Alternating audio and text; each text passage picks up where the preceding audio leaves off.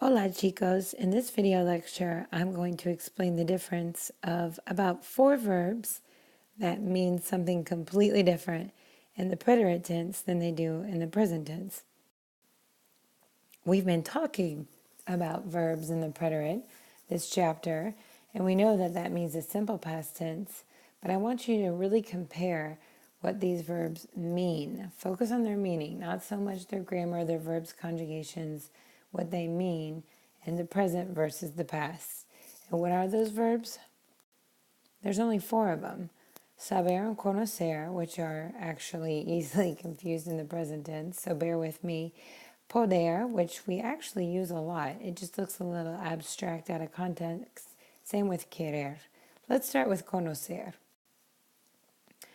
So in Spanish 102, at the end of the semester, you learned that conocer is used, well, it means the same thing as saber. They both mean to know. But really, conocer is to be familiar with. And it can be used with a person, a place, or a thing. And that's what all these examples are showing. This is just present tense. And please note, only in the yo form. Conocer is irregular. So let's look at a couple of examples.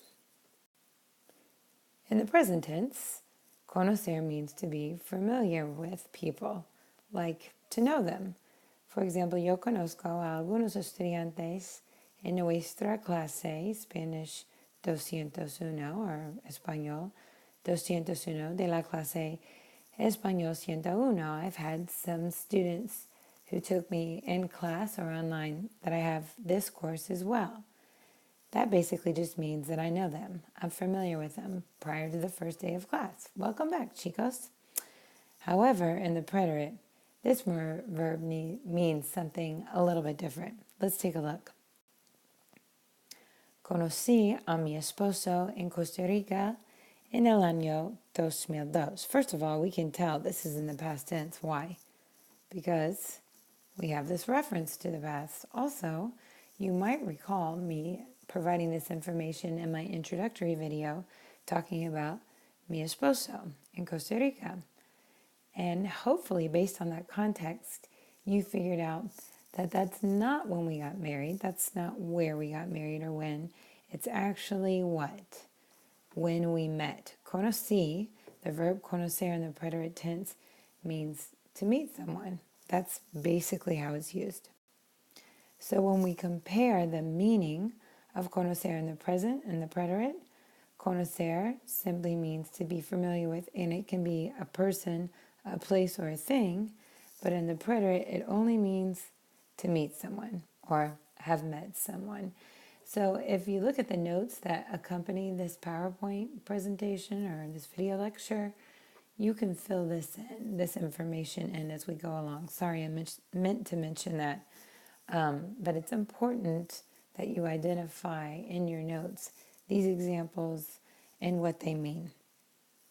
Let's take a look and move on to saber. Now we know saber also means to know, but saber is really used for information. And what does that really mean? Well, saber, the context clues with saber, knowing that we're referring to information, are question words when they're not used in the form of a question, like donde, quién, cuánto, por qué. When we see those words in a sentence or a statement rather than a question, we know that we use the verb saber to convey the idea of knowing something because we're talking about information. It's also used with infinitives or other general information as well. That's the present tense of saber. For example, ¿saben ustedes mi número de teléfono? That's just information. You either know it or you don't, and that's what it means in the present tense. Pero en el pretérito es diferente. Sí, porque ustedes supieran, okay? We're not going to focus on the conjugation and the weird grammar yet, even though we've talked about these irregular preterites already. But what I want you to focus on is the meaning. Sí, porque ustedes supieron mi número de teléfono el primer día de clase, porque está en el sílabus. Mi número de teléfono de oficina. Ustedes lo supieron el primer día de clase cuando repasé el sílabus. Hopefully this is making sense to you. Supieran is similar to know, but it's a little more specific in the past tense. What do you think it means? Supieran in the past tense means to find out. So it's a little different. It does have to do with information, to find out about something. But in the preterite tense, it specifically means to find out. However, in the present, it's used with infinitives and it's used with question words or other general information. So it has a little more flexibility in the present tense. Okay, vamos a poder. Poder. Most of you all, if you've taken a Spanish class ever, face-to-face in life, have heard poder before. Like puedo ir al baño, right? Poder is always followed by an infinitive. Well, really 95% of the time.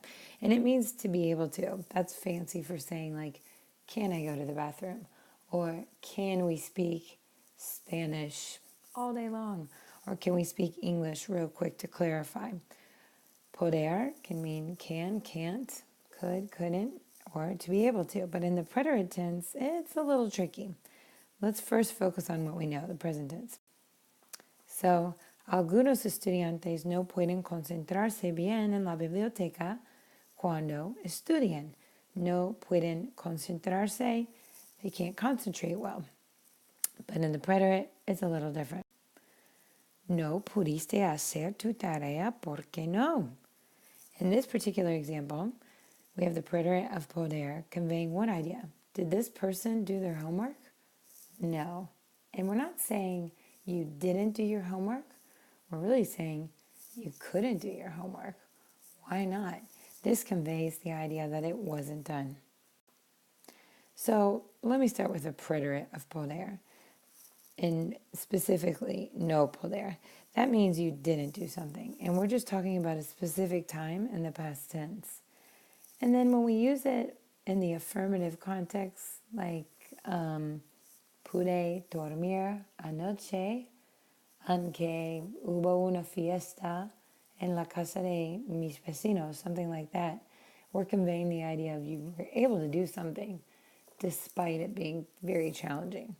And then again, poder in the present tense is used with infinitives to convey being able to do something, like yo puedo leer. Okay, and our last verb is querer. Querer, we know, means to want, and it can also mean to love. Los quiero mucho a mis hijos. Or no quiero estudiar. Quiero dormir. Most of us are very familiar with querer in the tense. For example, todos mis estudiantes quieren hablar español hoy, no?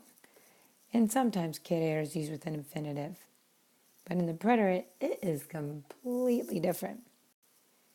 In the preterite, todos quisieron hacer toda la tarea ayer, no? So this is conveying a different idea. Quisieron hacer is not expressing want. Quisieron hacer is saying tried to do something. And then when it's used negatively, it means refused, okay? So it's almost like you're learning basically 1, 2, 3 different meanings for this verb. And they vary from present to past tense.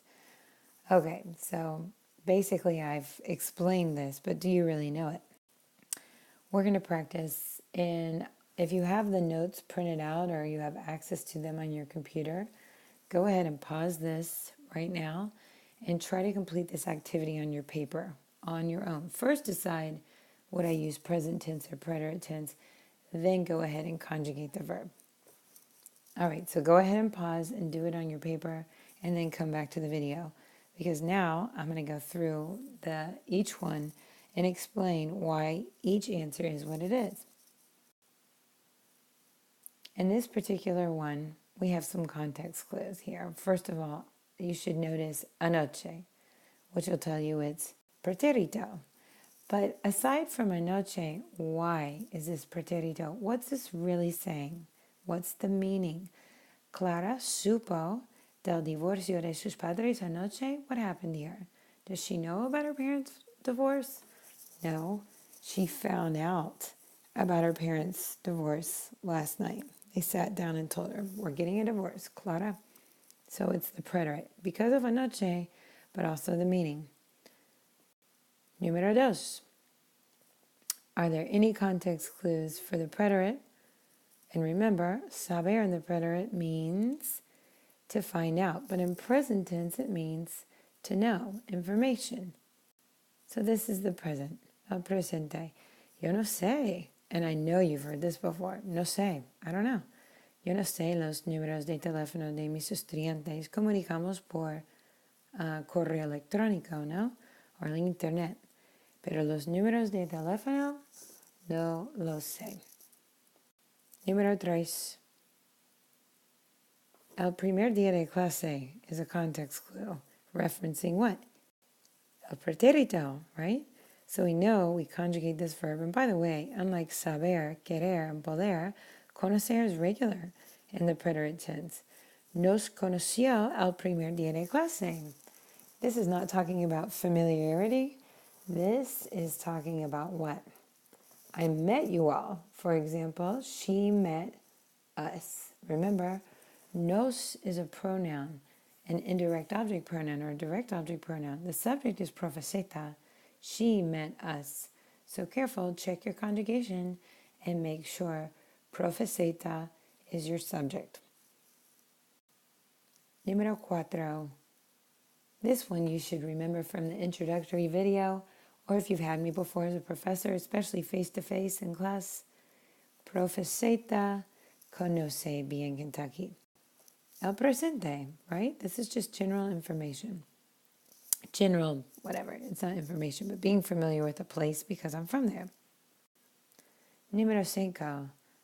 We already talked about this one. Hopefully it was easy for you to answer. Hopefully you got it right.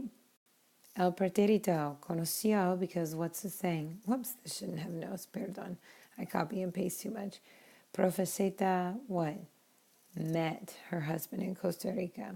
Preterito. El bebé no querer comer su comida porque no tenía hambre. Reference to the past. Definitely preterito. But what does this mean? What's this saying? Didn't want to? Not really. More specific. Refused. Obviously, I'm a mother, but I know most of you all have seen at some point the spoon going toward the baby's mouth, and the baby keeps that mouth locked shut. It's different, right? The baby's refusing to eat. And in this particular example, the baby refused to eat. Those lips were sealed. Número 7. So, by the way, fuegos artificiales are fireworks. Fireworks are loud. So, and also we have el viernes pasado. So we know this is pretérito, pudieron, irregular, totally irregular, and the preterite tense. But what does this mean? What does this mean? They weren't able to sleep or they couldn't sleep. I'm sorry, it's not negative. My children were able to, they could, even though there were fireworks. We live not too far from the Riverdog Stadium. Even though fireworks would normally wake somebody up, especially a child, my children slept well. They could sleep well. Okay, and you don't need to worry about the rest of this presentation because this is saved for my face-to-face classes because it's totally interactive, like you'd work with a classmate now. All right, chicos, muchas gracias. I hope this helped, and if it didn't, let me know. Email me, ask me questions, clarify before the test. Hasta luego.